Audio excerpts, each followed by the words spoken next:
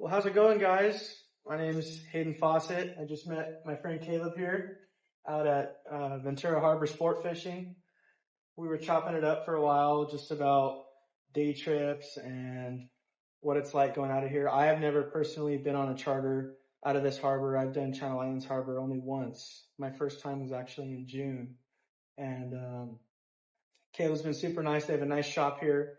Looks like they have all their rental rods here, some other stuff for purchase. They have some other white sea bass baits here and all kinds of hooks and weights if you wake up super early for your charter trip and forget your tackle box. Don't worry, they got it all here. It's a private sport fishing landing in Ventura. It's off of, I think it was Navigator Road. And I wrote down a couple questions for him here. All right, Caleb. So what is your most popular boat out there? I think you guys have 3, right? Yeah. Okay. So we have the Endeavor, which I would say is our most popular. Typically, that's like a private charter situation. We kind of open it up during October for like some open party stuff, but they kind of go out like on the overnight 2.5 day trips and stuff. Mm-hmm. Target like more of like the sport fish. So like the tuna, sometimes like halibut, a lot of white sea bass. Tucker runs that. He runs the landing here. And then we also have like the Island Spirit. I'd say that's probably our most popular day boat. They kind of target like calico bass, rockfish, whitefish, stuff like that. And that's out of the islands, right? Yeah, they usually like Anacapa, stuff like that. Like about 2 hours out, just kind of right off the islands and just fish like the bottom, or we'll fish like the kelp beds and stuff for the calico bass and stuff. Sweet. And for that boat, how many people does it hold if it's fully booked? Yeah, so I know with the Endeavor, I believe it holds 22 people for the maximum for that. Sweet. And then for the Island Spirit, it's 49. So they kind of a bigger boat on that. And then same goes for the Californian. And then we also run the Pacific Eagle out of here. Mike works through us, so he kind of privately runs that. But he catches same stuff. A lot of the whitefish. We catch a lot of limits and stuff. So yeah. We fill up bags. Yeah. And then what's the pricing for beginners on the day trips on the larger boats versus the advanced anglers on the Endeavor with their own rods and equipment and whatnot? Well, like typically when people like go on the Endeavor, they do oftentimes have their own equipment and stuff. But we do have our pools here for $20, mm-hmm. So we can rent those out. It's perfect setup for all of our day and night boats. It doesn't matter. But as opposed to the price, like the Endeavor's a little more expensive. Like the overnight trip, it's $280 a person, and then it's a $20 like gas surcharge fee. Mm-hmm. But that's kind of because you're targeting like more of those harder to get fish, so we have to go out a little bit further and spend the whole night out there and stuff. But as opposed to like for the day boats, it's a lot more like price. It's easy to afford. Yeah. It's like $110 for the half day, mm-hmm. So like super affordable. And then you go out to the same spots you would if you were on the Californian. The only difference is if you go on the Californian, it would be $130 a person. Mm-hmm. So that's like because it kind of cuts off like that time you would waste when you're having to get to the same spot. You get more fishing time on the water. But so it's only $20 more. So pretty affordable, Yeah. Yeah. And while you were saying that, I just thought of right now, if you get a pretty good bang for your buck if you go out on a half day trip and it's 110. Yeah. And you hook up on a white sea bass. Cause how much is it per pound right now? Do you know? Off the top of your head? It's a lot. It was, I think the last time I looked, it was like $23 a pound. Yeah, it's like a really so you catch a 25 pound white sea bass, which that's not even necessarily huge for those.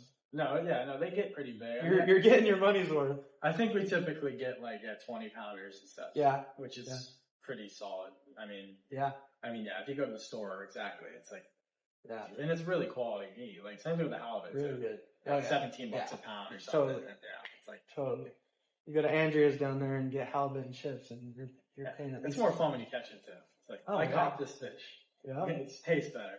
Catch and cook. And we kill them like as soon as we get them, we'll bleed them. Yeah. And throw them right on ice, so it's like super fresh. Yeah. Like how, on those big trips with 49 people, 50 people, how do you track everybody's limit? Because everyone has a limit on how many fish they can take home in regards to rockfish. Everything's different. I know like surf perch, for example, there's 0 limit. Right. Everybody has their bag, right? Yeah. With their number. Yeah. So like, with a lot of people, it can get hard. Oh, right? Yeah, for sure. Especially when we're like 49 people or something. Yeah. What we do is we'll like give you a sign number in the beginning. Like you'll come in and write your name in the manifest, and then that kind of assigns you that number, and then we'll transfer it over to the boat. And then that's where they kind of handle your number for like, if you want to buy food and stuff, if we have like a cook. Oh yeah, the galley, yeah. Yeah, so if you want to get any like food or drinks, like burgers, burritos, snacks, you can get those, and we'll assign that to your number, and then you'll just pay at the end. Nice. For your, so that's kind of cool. You just have like it's almost like a tab that you kind of start up. Yeah. And then same thing goes when you catch a fish. One of our deckhands will come over. Tally it up. Yeah, and they'll be like, hey, what number is this? And they'll be like, okay. And we'll take your fish and we'll put it in either like one of the sacks. If we're doing rockfish, we'll kind of do the sack situation. Or if we're doing like more of if we're getting, anything that's like yellowtail tuna or something like that, we're going to kill it, throw it straight on ice to make sure it's like, as good as possible. Yeah. Sweet. Yeah, that's a good system. Yeah, you can kind of choose. Like, it's like $3 a fish if you want to fillet them. Yeah. Or you can just keep them whole, Yeah, keep them whole, fillet them yourself. Yeah. If you're good at that and you want to save some money. Like, how much fish is being brought back on your average day trip, and like the species? Because, rockfish are popular, especially probably out in Kappa. Yeah. Sheephead are some pretty good jackpot fish to get because they're so dense. Oh, for real. And then like white sea bass, that's all I was hearing people talk about this summer. Yeah. So like what are the numbers looking like?